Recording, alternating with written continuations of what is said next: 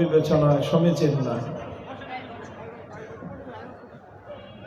অন্তত আমরা যে কাজটা করতে পারি সেটা যদি সম্ভব হয় যে আমাদের এই মাহফিলের স্তরের বাইরে রাস্তায় যেই হর্নগুলো দেওয়া আছে সেই হর্নগুলো যদি বন্ধ করে দেওয়া হয়, আমরা কিছুক্ষণ এখানে আলোচনা করলাম, এতে হয়তো মানুষের কষ্টটা কম হবে, লাঘব হবে।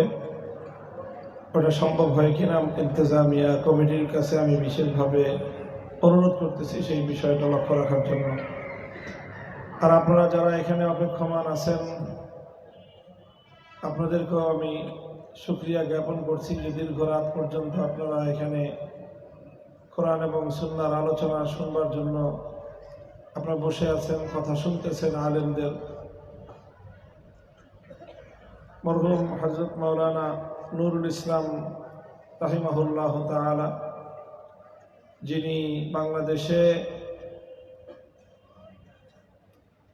খতমে নবুয়ত আন্দোলনের একজন পুরোধা ব্যক্তিত্ব ছিলেন, মাখজানুল উলুম মাদ্রাসা জামিয়া ইসলামিয়া মাখজানুল উলুম খিলগাঁও মাদ্রাসা যার হাতে প্রতিষ্ঠিত হয়েছে এবং দীর্ঘদিন পর্যন্ত যার নেতৃত্বে সুচারুরূপে পরিচালিত হয়েছে, তিনি আজ নেই। আমি সর্বশেষ আমরা যখন কারাগারে বন্দী হই তখন হুজুর হায়াতে ছিলেন, জীবদ্দশায় ছিলেন। তিনি আমাদের মুক্তির জন্য অনেক চেষ্টা এবং ফিকির করতেছিলেন। ওই অবস্থায় আল্লাহ পাক রব্বুল আলামিন ওনাকে তুলে নিয়ে গেছেন। তো কাজেই আমার মুক্তির পরে মাখজানুল উলুম মাদ্রাসার এটা প্রথম মাহফিল, সেই হিসাবে এখানে আমার আগমন। আমি আসলে আরো আগে থেকে কয়েকটা প্রোগ্রামের সাথে ইনভলভ ছিলাম, এই জন্য যথাসময়ে আমি উপস্থিত হতে পারিনি। এই জন্য আপনাদের সকলের কাছেই আমি দুঃখ প্রকাশ করছি। মুহতারাম হাজিরিন, অন্য কথা বেশি দীর্ঘায়িত না করে যে আয়াতটুকু আমি তেলাওয়াত করেছি আপনাদের সম্মুখে, এই আয়াতকে সামনে রেখে একটা গুরুত্বপূর্ণ বিষয়ে আমি আপনাদের দৃষ্টি আকর্ষণ করতে চাই। এটা ঢাকার একটা গুরুত্বপূর্ণ এলাকা খিলগাঁও। এখানে সচেতন নাগরিকদের বসবাস, শিক্ষিত জনপদ এটা একটা। আর তাছাড়া এই ময়দানটাও একটা শিক্ষা প্রতিষ্ঠানের মাঠ। সব মিলায়ে একটা গুরুত্বপূর্ণ জলসা এটা, এবং সমাজের খুব গুরুত্বপূর্ণ কিছু মানুষ এখানে আমাদের আলোচনা শুনছেন। আমি কোরআনে পাকের সূরাতুল হজের 41 নম্বর আয়াত তেলাওয়াত করেছি। আয়াতের মধ্যে আল্লাহ পাক রব্বুল আলামিন যদি ইমানদার মুমিন মুসলমানদেরকে আল্লাহ ক্ষমতা দেন, রাষ্ট্র ক্ষমতা যদি তারা পায়, তাহলে মুসলমান ক্ষমতাসীনরা ইমানদার ক্ষমতাসীনগণ কিভাবে রাষ্ট্র পরিচালনা করবে সেই ব্যাপারে আল্লাহ পাক রব্বুল আলামিন সুস্পষ্ট একটা গাইডলাইন দিয়েছে। আল্লাহ বলেছেন, আল্লাযীনা ইম্মাক্কান্নাহুম ফিল আরদি আকামুস সালাতা ওয়া আতাউয যাকাতা ওয়া আমারু বিল মা'রুফি ওয়া নাহাউ আনিল মুনকার ওয়ালিল্লাহি আকিবাতুল উমুর। আল্লাহ বলেন যে মুমিন ইমানদার তো তারা যাদেরকে আমি আল্লাহ যদি জমিনে রাষ্ট্র ক্ষমতা দান করি, তাহলে তারা কয়েকটি কাজ করবে। 1 নম্বর কাজ, আকামুস সালাহ, তারা রাষ্ট্রে সালাত কায়েম করবে, নামাজ কায়েম করবে। যদি ক্ষমতা পায় মুমিনরা, মুমিনদের প্রথম কাজ হলো ক্ষমতা ব্যবহার করে, ক্ষমতার সদ্ব্যবহার করবে তারা। সেটা হলো সমাজে এবং রাষ্ট্রে তারা ব্যাপকভাবে নামাজ কায়েম করবে।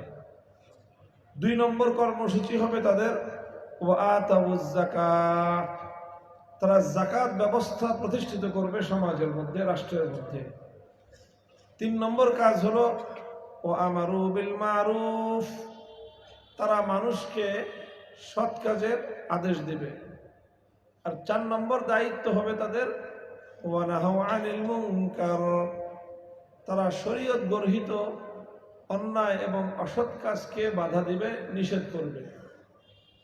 এই হলো 4টা কথা আল্লাহ পাক রব্বুল আলামিন উল্লেখ করেছেন যে ইমানদাররা ক্ষমতা পেলে তারা কি করবে। এটা খুবই গুরুত্বপূর্ণ একটি আয়াত, বিশেষ করে ওই সকল মানুষদের জন্য যারা ইসলাম সম্পর্কে একটা ভুল ধারণা পোষণ করে।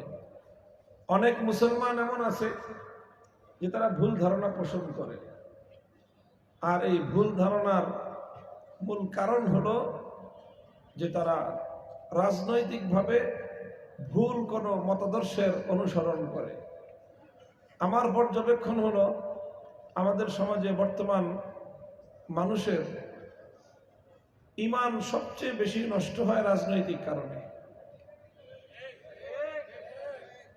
ঈমান সবচেয়ে বেশি নষ্ট হয় রাজনৈতিক কারণে।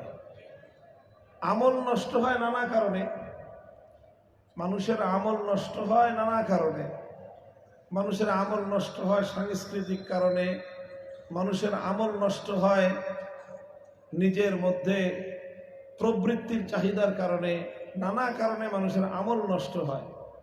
আর সমাজে সবচেয়ে বেশি ঈমান নষ্ট হয় রাজনৈতিক কারণে। এই জন্যই আমি সবসময় রাজনীতির বিষয় নিয়ে আলোচনা করি মাহফিলগুলোতে। আর এই রাজনৈতিক বিষয় নিয়ে আলোচনা করার কারণে কিছু মানুষ ক্ষিপ্ত হয়। কারা ক্ষিপ্ত হয়? ক্ষিপ্ত হয় তারা যারা রাজনৈতিকভাবে মুসলমানদের ঈমান হরণ করে। যেহেতু তারা ঈমান হরণ করার কাজ করে আর আমরা ঈমান রক্ষা করার কাজ করি, এই জন্যই তখন তাদের সাথে আমাদের সংঘাত তৈরি হয়। তারা চায় আমরা যেন মানুষের ঈমান রক্ষা করার চেষ্টাটা না করি, আর তারা যেন মানুষের ঈমানটা ধ্বংস করতে পারে। আর আমরা চাই যে কোনো মূল্যে যারা ঈমান ধ্বংসকারী তাদেরকে মোকাবেলা করব, তাদেরকে রুখে দিয়ে আমরা সর্বসাধারণ সরল প্রাণ মুসলমানদের ঈমান রক্ষা করার চেষ্টা করব। এটা খুব সরাসরি কথা। আমার এইসব বিষয়ে রাগ ঢাক রেখে কথা বলে লাভ নাই। আমি পরিষ্কার কথা বলি। মাহফিলগুলোতে রাজনীতি নিয়ে আমি আলোচনা করি, তবে আমার রাজনৈতিক আলোচনা কোনো দলীয় রাজনীতির আলোচনা আমি করি না। আলেমরা আমাদেরকেও বলবো, যারা আলোচনা করেন, অনেকে আছে আমাকে দেখে রাজনৈতিক আলোচনায় উদ্বুদ্ধ হন, তাদেরকে আমি বিশেষভাবে বলবো মাহফিলগুলোতে অবশ্যই যেই সকল রাজনৈতিক কারণে মানুষের ঈমান ধ্বংস হয় সেই বিষয়গুলোতে সরল প্রাণ মানুষকে সতর্ক করতে হবে। রাজনীতির সেই কথাগুলো তো বলতেই হবে আমাদেরকে ঈমানি দায়িত্ব পালনের কারণেই, তবে দলীয় রাজনীতির কথা মাহফিলগুলোতে আলোচনা না করাই ভালো। মোহতারাম হাজিরিন, যে কথাটা আমি বললাম যে রাজনৈতিক কারণে মানুষের ঈমান সবচেয়ে বেশি নষ্ট হয়। যেরকম ধরেন, আমি যে বিষয়টায় কোরআনের আয়াত আলোচনা করলাম এবং কোরআনের আয়াতের অনুবাদ বললাম, সেই অনুবাদের প্রেক্ষিতে দেখা গেল যে আল্লাহ পাক রব্বুল আলামিন এখানে ঈমানদাররা রাষ্ট্র ক্ষমতা পেলে তাদের কি কাজ হবে। আপনারা মঞ্চে নড়াচড়া করলে মানুষরা আমার কথা বাদ দিয়ে ওগুলো দেখে, এটা স্বাভাবিক মানুষের। আর আপনারা কি হয়েছে, আমি কথা বলতেছি, এখানে হয়তো কেউ একজন আসছে, ওদিকে তাকা থাকেন কেন? এদিকে লক্ষ্য করেন আপনারা। তো বলতেছিলাম যে কোরআনের যে আয়াত আমি আপনাদের সম্মুখে তেলাওয়াত করেছি, সূরাতুল হজ্জের 41 নম্বর আয়াত। এখানে আল্লাহ পাক রব্বুল আলামিন মুমিন মুসলমান ঈমানদার ব্যক্তিরা রাষ্ট্র ক্ষমতা পেলে তারা কি কাজ করবে সেই আলোচনাটাই আল্লাহ করেছেন।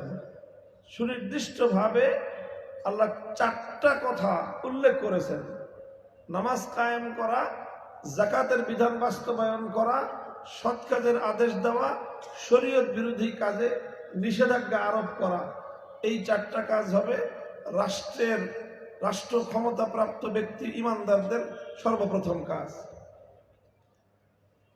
আচ্ছা, এবার আপনারা আমার প্রশ্নের জবাব দেন। নামাজ কায়েম করা এটা কি কোনো ধর্মীয় কাজ মনে হয় আপনাদের কাছে? অবশ্যই ধর্মীয় কাজ। এটার সঙ্গে ইসলামের সম্পর্ক আছে না নাই? জাকাতের বিধান বাস্তবায়ন করা, এটার সঙ্গে ইসলামের সম্পর্ক আছে না নাই? তাহলে রাষ্ট্র ক্ষমতা প্রয়োগ করে নামাজ কায়েম করতে হবে এবং জাকাতের বিধান বাস্তবায়ন করতে হবে বলে আল্লাহর কোরআন ঘোষণা দিল। সুতরাং রাষ্ট্রের সাথে ধর্মের সম্পর্ক আছে না নাই? ইসলাম অনুযায়ী রাষ্ট্র ব্যবস্থা কোনোদিনও ধর্মের বাইরে যেতে পারে না, ইসলামের বাইরে যেতে পারে না। তাহলে ইসলাম এটা হলো একটা পূর্ণাঙ্গ জীবন ব্যবস্থা।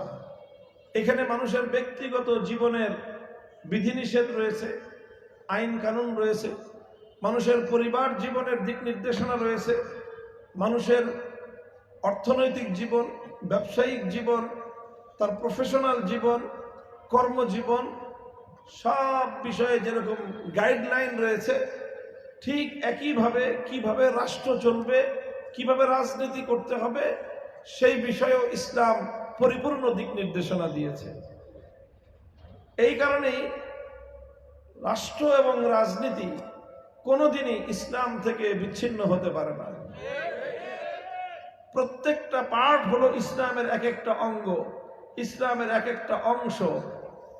কাজেই জীবনের কোনো একটা পার্টকে যদি কেউ ধর্ম থেকে, ইসলাম থেকে আলাদা করতে চায়, তাহলে সে ইসলামের অঙ্গহানি করল।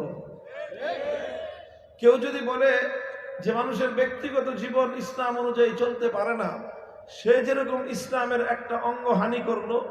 কেউ যদি বলে যে পরিবারের পরিচালনার ক্ষেত্রে ইসলাম অনুযায়ী নির্দেশনা পালন করা যাবে না, সে যেরকম ইসলামের একটা অঙ্গ হানি করলো। কেউ যদি বলে রাষ্ট্র এবং রাজনীতিতে ইসলামকে জড়ানো যাবে না, সেও ইসলামের অঙ্গহানি করলো। মুহতারাম হাজিরিন, আমার এতক্ষণের আলোচনার সার কথা হলো যে ইসলাম অনুযায়ী যদি মুসলমানরা রাষ্ট্র ক্ষমতা পায়, তাহলে সেই রাষ্ট্র ক্ষমতা কোনোভাবেই ইসলামের বাইরে যেতে পারে না।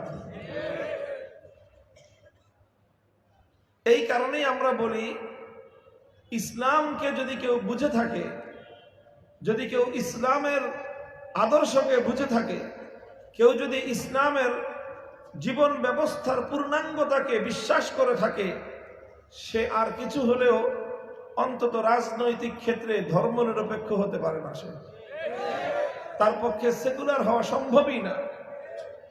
বলবেন কেন সম্ভব না? কারণ সেকুলারিজম, ধর্মনিরপেক্ষতাবাদ যেটাকে অনুবাদ করতেছেন ওনারা, সেই সেকুলারিজমের অর্থটা কি? সেকুলারিজমের বিভিন্ন ব্যাখ্যা আছে, কিন্তু সেকুলারিজমকে মূল যেই ব্যাখ্যায় উপস্থাপন করা হয় সেটা হলো এই যে রাষ্ট্রের সাথে ধর্মের কোনো সম্পর্ক থাকতে পারবে না। রাষ্ট্রের সাথে ধর্মের কোনো সম্পর্ক থাকতে পারবে না। রাষ্ট্র চলবে রাষ্ট্রের মতো, ধর্ম চলবে ধর্মের মতো। রাষ্ট্র ব্যবস্থার সঙ্গে ধর্মের বিধিবিধানের কোনো সম্পর্ক থাকতে পারবে না। ধর্মের আলোকে রাষ্ট্র চালানো যাবে না। এটাই হলো সেকুলারিজমের মূল কথা। এখন বলেন, ইসলাম বলতেছে রাষ্ট্র কোনোভাবেই ধর্মের বাইরে যেতে পারবে না। সেকুলারিজম বলতেছে রাষ্ট্র কোনোদিন ধর্মের সঙ্গে সম্পৃক্ত হতে পারবে না। তাহলে একজন মানুষ একই সাথে ইসলাম এবং সেকুলারিজমের আদর্শ অনুসরণ করতে পারবে? কোশ্চেন কেন পারবে না? কারণ এই দুটো মতাদর্শ সম্পূর্ণ সাংঘর্ষিক এবং বিরোধপূর্ণ। একই সঙ্গে যেরকম একজন মানুষকে যদি বলা হয়, একজন বলল তুমি ঘরের ভিতরে থাকো, আরেকজন বলল তুমি ঘরের বাইরে থাকো, তো ঘরের ভিতরে থাকা আর ঘরের বাইরে থাকা একসঙ্গে দুটো নির্দেশ একজন মানুষের পক্ষে বাস্তবায়ন করা সম্ভব? সম্ভব না। একই সঙ্গে যেরকম ঘরের ভিতরে এবং ঘরের বাইরে থাকা সম্ভব না, ঠিক একইভাবে একই সঙ্গে রাষ্ট্রকে ধর্ম থেকে বিচ্ছিন্ন করা আবার রাষ্ট্রকে ধর্ম অনুযায়ী পরিচালনা করা, এই দুটো একসঙ্গে পালন করা সম্ভব নয়। এই জন্য অন্যান্য ধর্মাবলম্বীদের জন্য সেকুলারিজম তথা ধর্মনিরপেক্ষ মতবাদ কোনো সমস্যার কিছু না। এই জন্য অন্যান্য ধর্মাবলম্বীরা সেকুলার হতে পারে, ধর্মনিরপেক্ষ হতে পারে। একজন হিন্দু খুব সহজেই সে ধর্মনিরপেক্ষ হতে পারে, একজন খ্রিস্টান সে খুব সহজেই ধর্মনিরপেক্ষ হতে পারে, সেকুলার হতে পারে, একজন বৌদ্ধ সেও সেকুলার হতে পারে, তার কোনো সমস্যা নেই। কেন সমস্যা নেই? কারণ সে যদি সেকুলার হয় তাকে তার ধর্মের বিরুদ্ধাচরণ করতে হয় না। একজন হিন্দুকে সেকুলার হতে হলে তার ধর্মের নির্দেশ অমান্য করতে হয় না। একজন বৌদ্ধ সেকুলার হতে চাইলে ধর্মের নির্দেশ অমান্য করতে হয় না। একজন খ্রিস্টান সেকুলার হতে চাইলে, ধর্মনিরপেক্ষ হতে চাইলে তাকে তার ধর্মের কোনো নির্দেশ অমান্য করতে হয় না। কেন হয় না? কারণ হিন্দু, বৌদ্ধ, খ্রিস্টান কোনো ধর্মই, অন্য কোনো ধর্মই তার ধর্মাবলম্বীকে এই কথা বলে নাই যে তোমার রাষ্ট্রকে তুমি ধর্ম অনুযায়ী চালাও। এই নির্দেশ হিন্দু ধর্মেও নাই, বৌদ্ধ ধর্মেও নাই, খ্রিস্ট ধর্মেও নাই। এই জন্য অন্যান্য ধর্মাবলম্বীরা চাইলে ধর্মনিরপেক্ষ হতে পারে, সে ধর্মনিরপেক্ষও হতে পারে, তার ধর্মও ঠিক থাকে, কারণ তার ধর্মের মধ্যে রাষ্ট্রকে ধর্ম অনুযায়ী পরিচালনা করবার কোনো বিধান নাই। এই জন্য একজন হিন্দু যদি ধর্মনিরপেক্ষ হয় কোনো সমস্যা নাই, সে ধর্মনিরপেক্ষ আদর্শ মানতে পারলো, আবার হিন্দুও থাকতে পারলো। সে রাষ্ট্রকে ধর্ম থেকে আলাদা রাখতে পারলো, এই কারণ ধর্মনিরপেক্ষ হলো, আর হিন্দু ধর্মের কোনো বিধান লঙ্ঘন হলো না, এই জন্য সে হিন্দুও থাকতে পারলো। একই কথা বৌদ্ধের ক্ষেত্রে, একই কথা একজন খ্রিস্টানের ক্ষেত্রে। এই জন্য অন্যান্য ধর্মাবলম্বীরা, হিন্দু, বৌদ্ধ, ইহুদি, খ্রিস্টান সবাই ধর্মনিরপেক্ষ হতে পারে, কিন্তু মুসলমান কোনোদিন সেকুলার ধর্মনিরপেক্ষ হতে পারে না। কারণ মুসলমান যখনই ধর্মনিরপেক্ষ অথবা সে সেকুলার হতে চাইবে, তখন তাকে যে কোনো একটা নির্দেশ পালন করতে হবে এবং আরেকটা নির্দেশ তাকে অমান্য করতে হবে। যদি সে সেকুলারিজমের আদর্শ ধারণ করে, সেকুলার আদর্শ যদি পালন করে, ইসলামের আদর্শ বর্জন করতে হবে। ইসলামের আদর্শ যদি পালন করে, সেকুলার আদর্শ বর্জন করতে হবে। মোহতারাম হাজিরিন, এখন কেউ প্রশ্ন করতে পারেন যে এই যে আমাদের দেশে এত ধর্মনিরপেক্ষ মানুষ, সব দিয়ে মুসলমান। আমাদের দেশে যারা ধর্মনিরপেক্ষ রাজনীতি করে এরা তো সব মুসলমান, তো এদের তো ইসলামও আছে আবার সেকুলারিজমও আছে। তো আপনি যে বলেছেন থাকতে পারে না, এই যে আছে, কথা তো হলো এই জায়গায় আছে তো সেকুলার, কিন্তু ইমান কতটুকু আছে? আছে তো সেকুলার, তারা তো দাবি করে যে তারা সেকুলার, তারা তো দাবি করে তারা ধর্মনিরপেক্ষ, তারা মুসলমান কতটুকু আছে এটাই তো প্রশ্নের বিষয়। আর এই জন্য আমি বলেছিলাম যে এই রাজনৈতিক কারণেই মুসলমানদের সবচেয়ে বেশি ঈমান ধ্বংস হয়। এই এক আওয়ামী লীগ কত মানুষের ঈমান হরণ করেছে হিসাব আল্লাহই জানে। আল্লাহ পাক এদেরকে হেদায়েত নসিব করেন। নিজেদের ঈমান তো নিজেরা খাইছেই, কোটি কোটি মানুষের ঈমান ধ্বংস করেছে। যত মানুষ এই আওয়ামী লীগের রাজনৈতিক দর্শনকে মেনে নিয়েছে, কারো ঈমান নাই। তাহলে আর কেউ প্রশ্ন করবেন, তাহলে কি হুজুর আপনি কি বলতে চান যে আওয়ামী লীগ যারা করে সব কাফের, বেঈমান? বলতে চাই না, তবে যে কোনো একটা অবশ্যই বলতে হবে। যারা নিজেদেরকে রাজনৈতিক মতাদর্শ হিসেবে নিজেদেরকে সেকুলার বলে যারা দাবি করে, তাদের ব্যাপারে দুইটা মন্তব্যের বাইরে তৃতীয় মন্তব্য করার সুযোগ নাই। কয়টা মন্তব্য করা যাবে? তৃতীয় মন্তব্য করার সুযোগ।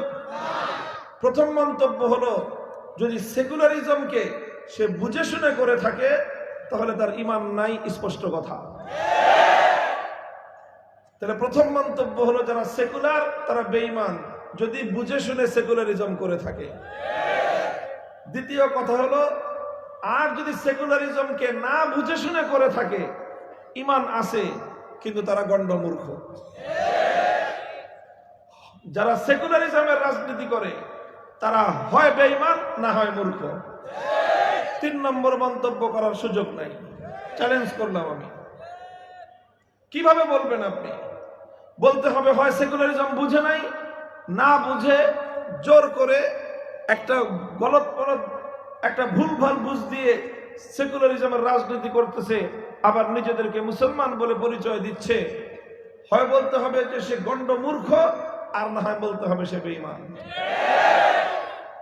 মুহতারাম হাজিরিন, বিষয়টা খুব জটিল বিষয়, ইমানের সঙ্গে সম্পৃক্ত বিষয়।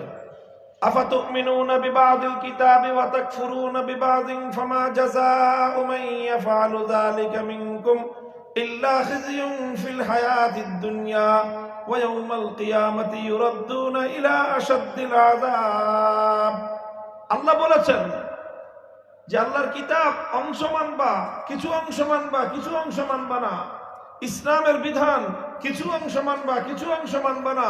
ইসলামের বিধান মসজিদে মানবা, রাজনীতিতে মানবা না। ইসলামের বিধান ব্যক্তিগত জীবনে মানবা, পরিবার জীবনে মানবা না। ইসলামের বিধান ব্যবসা বাণিজ্যের ক্ষেত্রে মানবা, রাজনীতির ক্ষেত্রে মানবা না। আল্লাহর কোরআন বলেছে, যারা এই ধরনের ইসলামের বিধানের মধ্যে বিভক্তি টানবে, যারা ইসলামের বিধানের মধ্যখান দিয়ে বিভেদের দেয়াল টানবে, দুনিয়াতে তাদের শাস্তি হলো লাঞ্ছনা, পরকালে চিরস্থায়ী জাহান্নামের আযাব।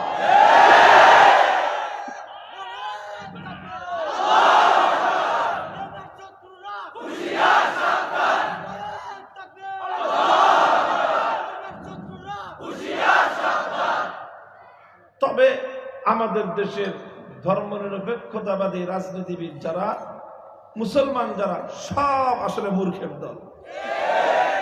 তারা বুঝে না, বা অথবা বুঝলেও বিষয়টাকে তালগোল পাকায় নিজেরাও একটা ধোকার মধ্যে আছে, হাজার হাজার মানুষকে ধোকার মধ্যে ফেলে সেই মানুষগুলোর ঈমান ধ্বংস করবার পায় তারা চালাচ্ছে। এই বিষয়টার সমাধান হওয়া দরকার, এই বিষয়টা থেকে বের হয়ে আসা দরকার।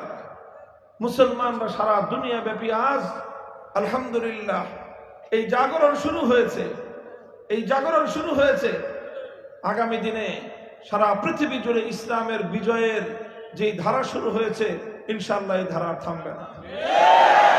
খোরাসান থেকে ইসলামের বিজয়ের যে ধারাবাহিকতা শুরু হয়েছে, সিরিয়া পর্যন্ত সেই বিজয়ের ধারা পৌঁছে গেছে। দামেস্ক বিজয় হয়ে গেছে। দামেস্কের মিনারাতুল বাইজা, সেই শুভ্র সাদা মিনার মুসলমানদের দখলে এখন। ইনশাআল্লাহ সেই দামেস্কের শুভ্র সাদা মিনার থেকে হযরত ঈসা আলাইহিস সালাতু ওয়াস সালামের আবির্ভাব হবে, হযরত মাহদী আলাইহিস সালামের আত্মপ্রকাশ ঘটবে। বিষয়গুলো যেভাবে ঘটছে, আগামীর বিশ্ব হবে ইসলামের বিশ্ব ইনশাআল্লাহ। কাজে এই সময়টায় বড় প্রয়োজন, আমরা যারা বাংলাদেশে আছি, ধর্মপ্রাণ মুসলমানদের বাংলাদেশ, 90% মুসলমানদের বাংলাদেশ, এই বাংলাদেশটা ঐতিহাসিক কারণে, ঐতিহাসিকভাবেই ন্যায্য এবং ইনসাফের ভিত্তিতে, যে কোনো ইনসাফ বলেন, ধর্মের ভিত্তিতে বলেন, ঐতিহাসিক দৃষ্টিকোণ থেকে বলেন, রাজনৈতিক দৃষ্টিকোণ থেকে বলেন, বাংলাদেশ ইসলামের জন্য নির্ধারিত ভূখণ্ড। আমি এতক্ষণ ধর্মীয় দৃষ্টিকোণ থেকে বলেছি, এবার বলছি ঐতিহাসিক দৃষ্টিকোণ থেকে, রাজনৈতিক দৃষ্টিকোণ থেকে বাংলাদেশ ইসলামের জন্য নির্ধারিত ভূখণ্ড। 1757 সাল থেকে 1947 সাল, 190 বছর পর্যন্ত ব্রিটিশদের বিরুদ্ধে আজাদির সংগ্রাম হয়েছে, মুক্তির সংগ্রাম হয়েছে, লড়াই হয়েছে।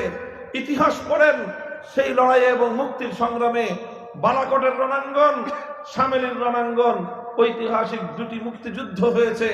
সেই উভয়টি যুদ্ধে নেতৃত্ব দিয়েছে আলেম সমাজ। সৈয়দ আহমদ রহমতুল্লাহ আলাইহি শহীদ হয়েছেন বালাকোটের রণাঙ্গনে 1831 সালে। 1857 সালে শামেলির রণাঙ্গনে শাহাদাত বরণ করেছেন হাফেজ জামিন শহীদ রহমতুল্লাহ আলাইহি। এই উভয়টি মুক্তিযুদ্ধ ছিল, ব্রিটিশ বিরোধী যুদ্ধ ছিল, আল্লাহর জমিনে আল্লাহর দ্বীনকে বিজয়ী করবার জন্য, ইসলামী খেলাফত পুনরুদ্ধার করবার জন্য। এই সব সংগ্রামের পর 1947 সালে যখন ব্রিটিশদের কাছ থেকে স্বাধীনতা অর্জন করা হলো, দেশকে যখন পরাধীনতার শৃঙ্খল থেকে মুক্ত করা হলো, তখন প্রশ্ন ছিল দেশটা স্বাধীন হবে কিভাবে। তখন দেশের মধ্যে প্রধানত দুই জাতি, হিন্দু আর মুসলিম। হিন্দুরা বলল যে আমরা দেশটাকে একসাথে চালাতে চাই ধর্মনিরপেক্ষতার ভিত্তিতে।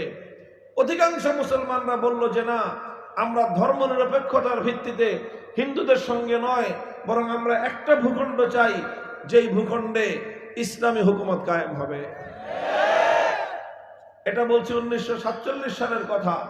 শেষ পর্যন্ত বিভক্ত হলো দেশ। শেরে বাংলা একে ফজলুল হকের লাহোর প্রস্তাব অনুযায়ী এই বাংলার অন্যতম শ্রেষ্ঠ সন্তান, কিংবদন্তি রাজনীতিবিদ শেরে বাংলা একে ফজলুল হকের লাহোর প্রস্তাবের ভিত্তিতে দেশ বিভক্ত হয়েছিল। ধর্মনিরপেক্ষতার জন্য ভারত আর ইসলামী রাষ্ট্র প্রতিষ্ঠার জন্য মুসলমানদের আলাদা ভূখণ্ড হলো। সেই ভূখণ্ড পূর্ব পাকিস্তান আর পশ্চিম পাকিস্তান আলাদা আলাদা দুইটা ভূখণ্ড হলো। সেই স্বাধীনতা অর্জন হওয়ার পর 24 বছর পর্যন্ত পশ্চিম পাকিস্তানি স্বৈরাচারী সরকারেরা এ জাতির সঙ্গে গাদ্দারি আর বিশ্বাসঘাতকতা করেছে। অঙ্গীকার ছিল দেশ স্বাধীন হওয়ার পর এদেশের শাসন ব্যবস্থা হবে আল্লাহর কোরআন, এদেশের সংবিধান হবে কোরআনী সংবিধান, প্রশাসন চলবে আল্লাহর আইন অনুযায়ী, রাষ্ট্র ব্যবস্থা হবে ইসলামী হুকুমত। 24 বছর পর্যন্ত খান পাঠানরা গাদ্দারি করার কারণে 71-এ আবার মুক্তিযুদ্ধের প্রয়োজন হলো। সেই মুক্তিযুদ্ধ ছিল জালিমের বিরুদ্ধে মজলুমের লড়াই। এই 1947 সাল থেকে 71-এর ডিসেম্বর পর্যন্ত কোনদিন এই বাংলাদেশের ভূখণ্ডে কোন নেতা, কোন পাতি নেতা, কোন নেত্রী কেউ কোনদিন বলে নাই এ কথা যে বাংলাদেশকে স্বাধীন করে ধর্মনিরপেক্ষ আদর্শের ভিত্তিতে দেশ চালানো হবে। কেউ এই কথা বলে নাই। 71-এর 16 ডিসেম্বর যখন দেশটা স্বাধীন হলো, এদেশের স্বাধীনতা যুদ্ধে নেতৃত্ব দানকারী আওয়ামী লীগ নেতা শেখ মুজিবুর রহমান সাহেব, তিনি বন্দিত্ব থেকে মুক্তি পেয়ে পাকিস্তান থেকে সোজা চলে গেলেন লন্ডনে। লন্ডন থেকে বাংলাদেশে না এসে ঢাকায় তার প্লেন ল্যান্ড না করে ল্যান্ড করলো নয়াদিল্লিতে। ভারতের প্রধানমন্ত্রী শ্রীমতী ইন্দিরা গান্ধী শেখ মুজিবুর রহমান সাহেবকে বলে দিলেন বাংলাদেশের সংবিধান হবে স্বাধীন বাংলাদেশের মতো করে নয়, বরং ভারতের মতো করে। ভারতের সংবিধানের যে মৌল 4 নীতি, সেই মৌল 4 নীতিকে ভিত্তি করেই বাংলাদেশে 72-এর সংবিধান তৈরি হলো। অথচ 72-এ ভারতের মতো করে সংবিধান হবে এই কথা বাংলাদেশের মুক্তিযুদ্ধ চলাকালীন 9 মাস মুক্তিযুদ্ধের পূর্ববর্তী 24 বছরের সংগ্রামের সময় কোনোদিন কথা বলা হয় নাই। এই জন্যই বলি 72-এর সংবিধান 71-এর মুক্তিযুদ্ধের চেতনাকে গলা টিপে হত্যা করার নামান্তর। 72-এর সংবিধান বাংলাদেশকে ভারত মাতার চরণতলে বলি দেওয়ার সংবিধান। 72-এর সংবিধান মুক্তিযুদ্ধের চেতনা বিরোধী সংবিধান। 72-এর সংবিধান বাংলাদেশের মানুষের হাজার বছরের ইচ্ছা এবং অভিপ্রায়কে গলা টিপে হত্যা করার সংবিধান।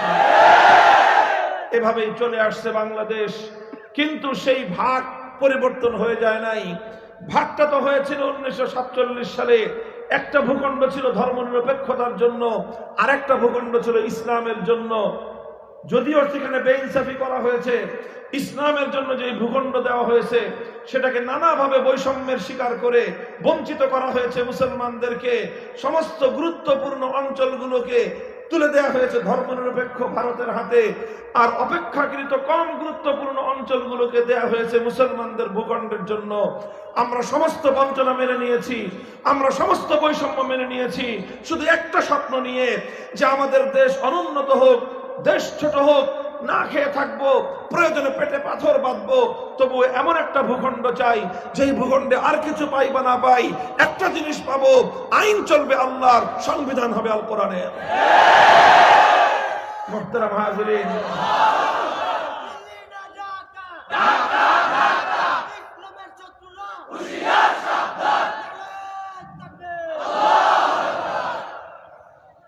মুহতারাম হাজিরিন, এই জন্য আমি বলছিলাম যে ঐতিহাসিক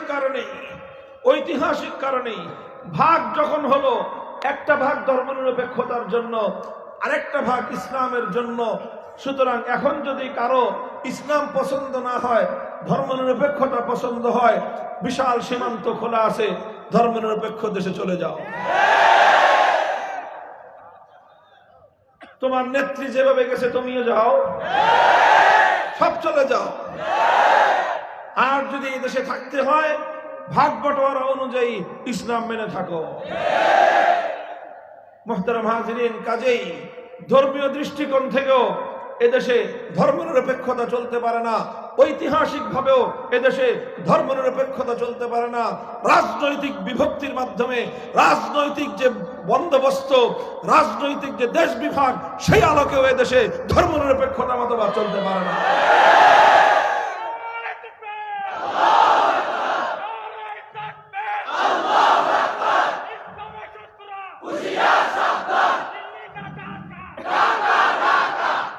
মুহতারাম হাজিরিন, এই যে স্লোগান দেন যে দিল্লি ঢাকা, কথা বুঝেন যে বাংলাদেশের উপর বিগত 54 বছর ধরে ভারতীয় আধিপত্যবাদ চলছে।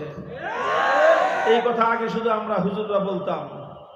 যখন বাংলাদেশের এই আগরতলার বাংলাদেশের উপ হাই কমিশনে আক্রমণ হলো, আমার বাংলার লাল পতাকার স্বাধীন এই পতাকা অগ্নিসংযোগ করা হলো, তখন গিয়ে আমাদের দেশের রাজনীতিবিদদের কানে দিয়ে পানি ঢুকলো।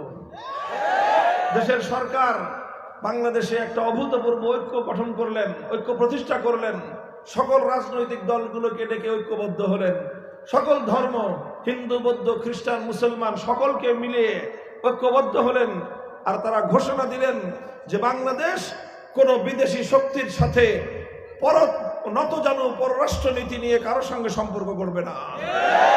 আত্মমর্যাদা বলিয়ান হয়ে বাংলাদেশ মাথা উঁচু করে অন্যান্য দেশগুলোর সঙ্গে তারা বন্ধুত্বের সম্পর্ক করবে, কাউকে প্রভু মানবে না। কথা তো বলতেছেন, কিন্তু কথা হলো যে এই যে ভারতীয় আগ্রাসন থেকে দেশকে মুক্ত করতে চাইলে এই আগ্রাসনের শেকড় উপড়ে ফেলতে হবে। গাছের গোড়ায় পানি ঢেলে শুধু ডাল ছাড়লে গাছ মরে না, এবং সেই গাছের বিষক্রিয়া থেকে মানুষ মুক্তি পেতে পারে না। এই ভিনদেশী আগ্রাসন থেকে বাংলাদেশকে যদি মুক্ত করতে চাও, ভারতীয় আগ্রাসনের মূল শেকড় হলো 72-এ ভারতীয় যেই চেতনা বাংলাদেশে রপ্তানি করেছিল ইন্দিরা গান্ধীর নেতৃত্বে, সেই শেকড় উপড়ে ফেলতে হবে। সংবিধান সংস্কার হচ্ছে, এই সংস্কারে আমাদের স্পষ্ট কথা, আমরা আশা করছি যে বাংলাদেশের এই ধর্মনিরপেক্ষ মতবাদ, এই দিল্লি থেকে পাচারকৃত ধর্মনিরপেক্ষ মতবাদ আবার দিল্লির কাছে ফেরত দিয়ে দেওয়া হবে। দিল্লির সেবা দাসীকে যেরকম ফেরত দিয়ে দিছি, ঠিক এরকম দিল্লির পচা মাল এটা সব দিল্লিতে চলে যাবে। সেই সঙ্গে আরেকটা জিনিস আমরা স্পষ্ট ভাষায় দাবি তুলতে চাই, হয়তোবা এখনই পূর্ণাঙ্গ ইসলামী রাষ্ট্র বা ইসলামী হুকুমত গঠনের এই মুহূর্তে ঘোষণা দেওয়ার প্রেক্ষাপট তৈরি হয় নাই, তবে অবশ্যই এই প্রেক্ষাপট বাংলাদেশে এখন তৈরি হয়েছে। সেটা হলো সংবিধানে একটা ধারা সংযুক্ত করতে হবে।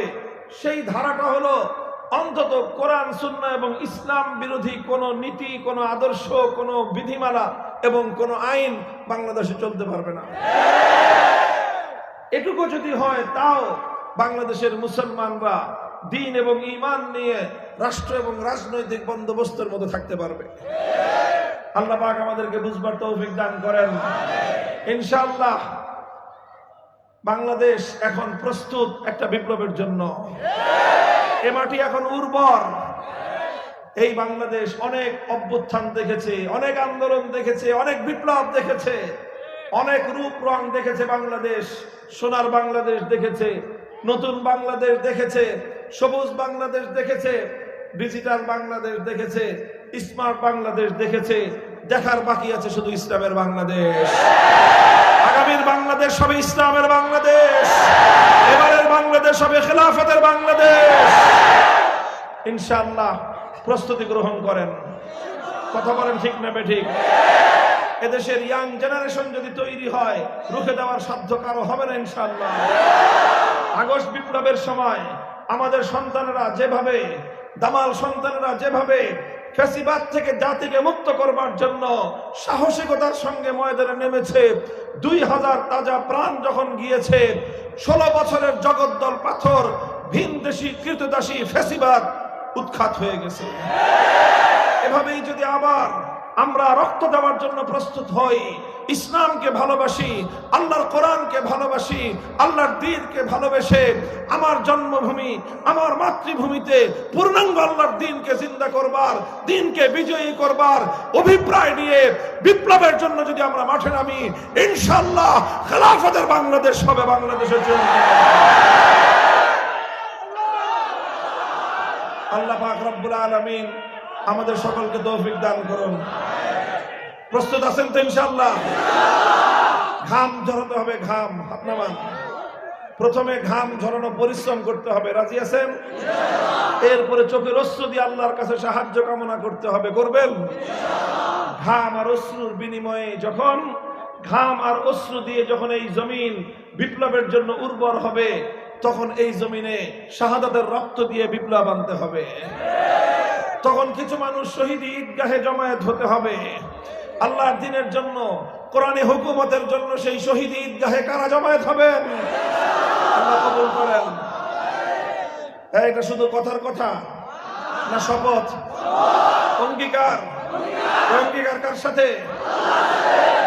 আল্লাহ দেখতেছেন, আল্লাহ শুনতেছেন। আল্লাহ কবুল করেন ইনশাআল্লাহ।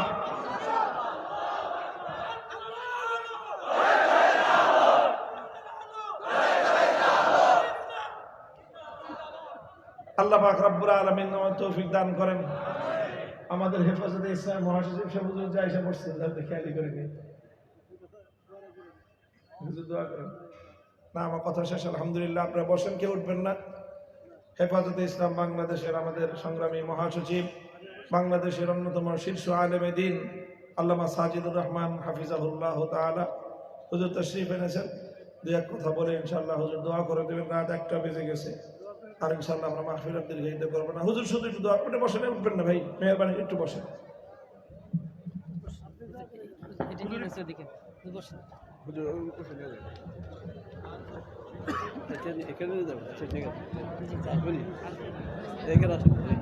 আলহামদুলিল্লাহ, এই পর্যায়ে আমাদের সামনে সর্বশেষ নসিহত এবং দোয়া মোনাজাত করবেন আন্তর্জাতিক মজলিসে তাহাফুজে নবুয়ত বাংলাদেশের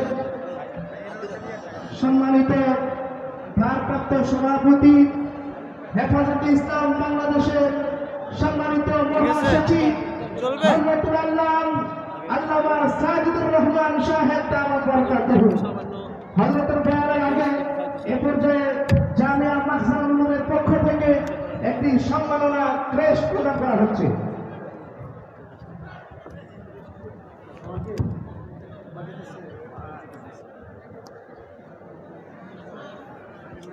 সম্মানিত উপস্থিতি, এ পর্যায়ে আমাদের সামনে সংক্ষিপ্ত নসিহত এবং দোয়া মোনাজাত করবেন হেফাজতে ইসলাম বাংলাদেশের মহাসচিব হযরত আল্লামা সাজিদুর রহমান সাহেব দাওয়াত বরকাতুহু।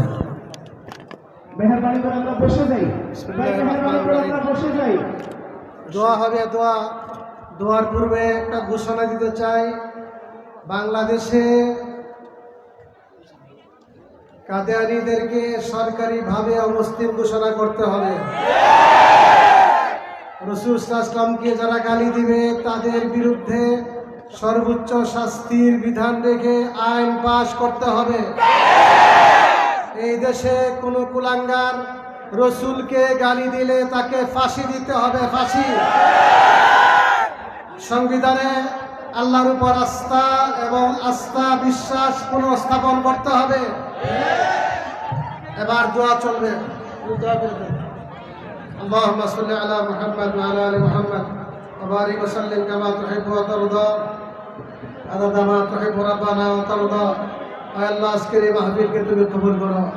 আয় আল্লাহ, যারা এতক্ষণ পর্যন্ত ধৈর্য সহকারে বসে আছেন তাদের সবাইকে তুমি কবুল করো। আয় আল্লাহ, সমস্ত তালেবে ইলমদেরকে আলেম রাব্বানি বানায় দাও। আয় আল্লাহ, ফেব্রুয়ারি মাসে তাদের বার্ষিক পরীক্ষা, ফাইনাল পরীক্ষা আসান করে দাও। আয় আল্লাহ এই মাখজান মাদ্রাসার প্রতিষ্ঠাতা প্রিন্সিপাল আল্লামা নুরুল ইসলাম জিহাদি রহমতুল্লাহ আলাইহিকে জান্নাতুল ফিরদাউস নসিব করো। আয় আল্লাহ আরো যে আকাবেরে উম্মাহ আকাবেরে উলামা দুনিয়ার থেকে চলে গেছে সবাইকে জান্নাতুল ফিরদাউস নসিব করো। ইয়া রাব্বাল আলামিন বর্তমান আমির হেফাজতের হায়াতের মধ্যে বরকত দান করো। আয় আল্লাহ আমাদের সবাইকে ঐক্যবদ্ধভাবে দেশে ইসলাম কায়েম করার তৌফিক দান করো। ইসলামের দুশমনদের বিরুদ্ধে জিহাদ করার তৌফিক দান করো। আয় আল্লাহ আমাদের সবাইকে রক্ত দেওয়ার তৌফিক দান করো, সাথে সাথে শেষ রাতে চোখের পানি দেওয়ার তৌফিক দান করো। আয় আল্লাহ আমাদের সকলের হাজত তুমি পুরা করে দাও, সকলের সমস্যা সমাধান করো, সকল প্রকার বালা মুসিবত থেকে হেফাজত করো। আয় আল্লাহ দেশের অবস্থা ভালো করো, ফিলিস্তিনিদেরকে সাহায্য করো। আয় আল্লাহ ফিলিস্তিনের মুসলমানদেরকে সাহায্য করো। আসমান থেকে আয় আল্লাহ ফেরেশতা নাযিল করে তাদেরকে সাহায্য করো। তাদের দুশমন, ইসলামের দুশমন, মানবতার দুশমন ইসরায়েলকে তুমি খতম করে দাও। আয় আল্লাহ ইসরায়েলকে খতম করে দাও। اللهم عليك بالإسرائيل عليك باليهود والنصارى والمشركين. اللهم إنا نجعلك في نحورهم ونعوذ بك من شرورهم ونعوذ بك من شرورهم وحفظنا من فتنهم من الفتن ما ظهر منها وبطن. আল্লাহ আমাদের সমস্ত মুর্দেগানকে মাফ করে দাও। অনেক রোগী সমস্ত রোগীদেরকে শিফায়ে কামেলা আজরা দান করো। ربنا تقبل منا إنك أنت السميع العليم وتب علينا إنك أنت التواب الرحيم. আল্লাহ আমরা বড় দুর্বল, আমাদেরকে তুমি সাহায্য করো, আমাদেরকে শক্তিশালী করো। আল্লাহ তুমি গায়েব থেকে আমাদের দান করো, আল্লাহ আসমান থেকে আমাদেরকে শক্তি দান করো। ওয়া সাল্লাল্লাহু আলা নবিয়িল কারীম বিরহমাতিকা ইয়া আরহামার রাহিমিন।